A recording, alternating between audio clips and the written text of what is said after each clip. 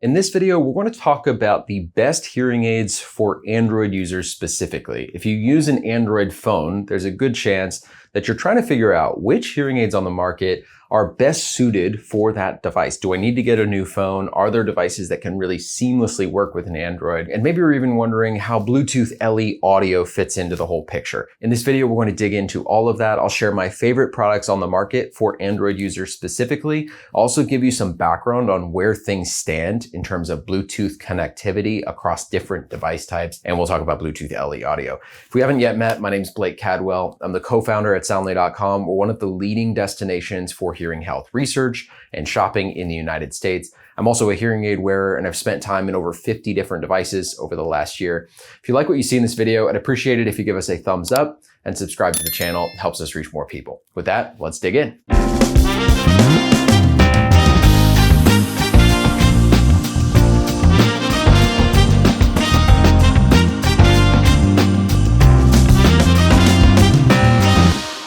So before we talk about the market leaders as of today, 2025, let's rewind the clock a little bit and talk about some of the background behind where Bluetooth connection and hearing aids began to come together. So in 2013, Apple and a company called Resound rolled out one of the first commercially available Bluetooth connected hearing aids. So effectively, that turned the devices that you wear as hearing aids all day to amplify outside world sound into a pair of headphones. So you could stream calls and music, and importantly, those calls and music would be customized to your particular hearing loss. The way they did this is they created a new section within the accessibility settings for iPhone users, and you could connect your hearing aids to your iPhone using something called MFI, or Made for iPhone. So there was a period of about 5 years or so where iPhone users specifically had access to Bluetooth streaming through hearing aids and Android users did not. But about 5 years later, Google rolled out their response to Apple's MFI, and they called it ASHA. And it's essentially the same type of system. It's a backdoor connection between hearing aids and your Android device, and it works pretty well. You can stream podcasts and music into most hearing aids using the ASHA protocol, but it's a little bit glitchy, sometimes doesn't connect that well, and it has some quirks. Specifically,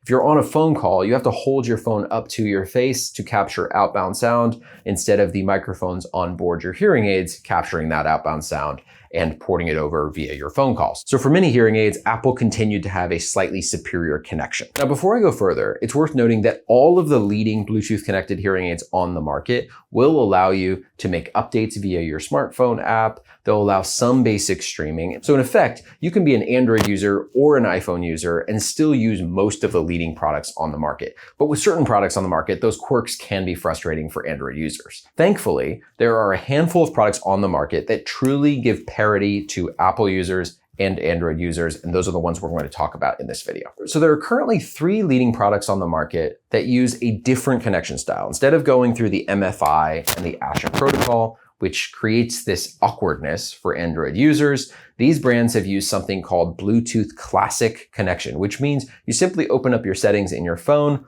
you tap on the device that you want to connect to, just like you would a pair of headphones, and they're suddenly connected. In many ways, this is the most intuitive connection style for either Apple users or Android users, but it specifically takes away some of the pain points of Android users. So the first 3 devices we're going to talk about all use Bluetooth Classic Connection. The first one is the newest on the market, and it's the Signia Pure Charge&Go. This product has been on the market for a couple of years, but in early 2025, they released an update, which essentially shifted the Bluetooth connection style from the old MFI and ASHA protocol into Bluetooth Classic Connection. So this is also our top rated prescription product in general. We just think this is a workhorse of a product. It sits behind the ear, it's really comfortable, it's discreet, it has 37 hours of battery, and it has this great modern recharge case that we really love. So the fact that this device also now can connect seamlessly to iPhones and to Androids just makes it even that more appealing. If you're interested in learning more about this Signia product, you can check out our full review somewhere up here. The second product that we often recommend to Android users is the Sennheiser All Day Clear.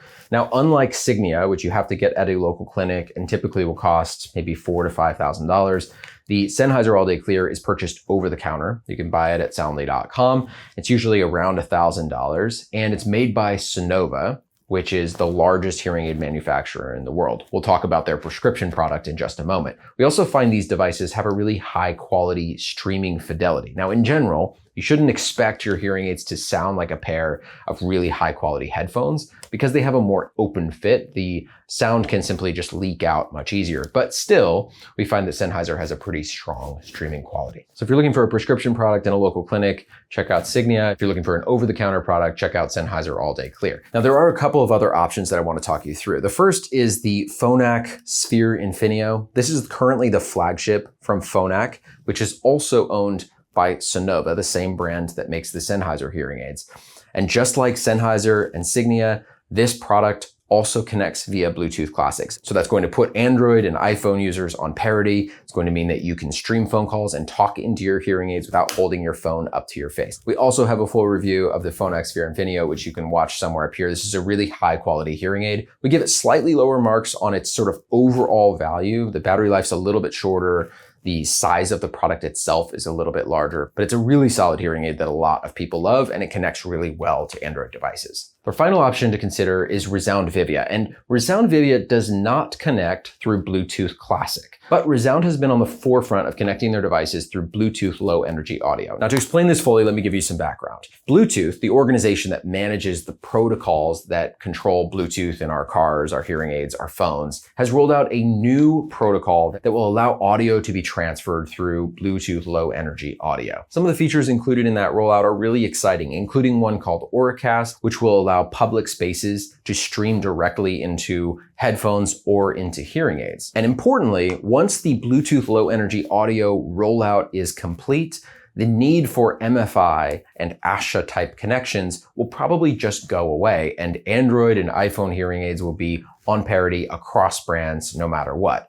But the challenge is that Bluetooth changes take a really long time because the phone providers, the TV providers, the public space providers, and the devices that you actually wear have to all slowly evolve and get their technology in order. So if you have certain Android devices, including Galaxy and Google Pixel, you might be able to connect seamlessly using Bluetooth Low Energy Audio to Resound Vivia hearing aids because they have these low energy audio features built into them. The key step you'll want to go through is to make sure you check the device compatibility on the Resound website. So if you're interested in this kind of next gen Bluetooth and you use an Android device, definitely check out Resound Vivia and check out device compatibility. What we would expect is that maybe 5 years down the road, most devices, including most phones, will have shifted to Bluetooth Low Energy Audio, and then the hearing aids with Bluetooth Low Energy Audio will be able to connect in that way instead of in the older way. Now, one major holdout is Apple. So far, Apple has not made this shift. And until they do, all hearing aids will either need to go with Bluetooth Classic